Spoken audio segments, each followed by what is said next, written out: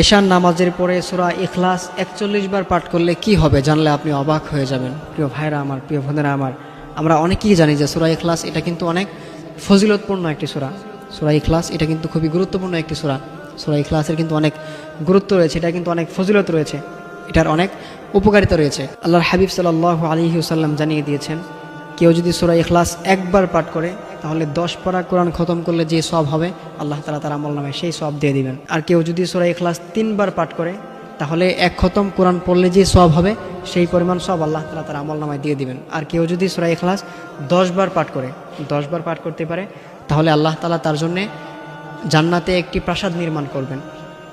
ভাইরা আমার, সূরা ইখলাস খুবই গুরুত্বপূর্ণ একটি সূরা। এই জন্যে আপনি যদি সূরা ইখলাস ৪১ বার পাঠ করতে পারেন, এশার নামাজের পরে আপনি যদি সূরা ইখলাস ৪১ বার পাঠ করতে পারেন, ৪১ বার পাঠ করে আপনি যদি পানিতে ফু দিয়ে খেতে পারেন, আপনার যে সমস্যাগুলো আছে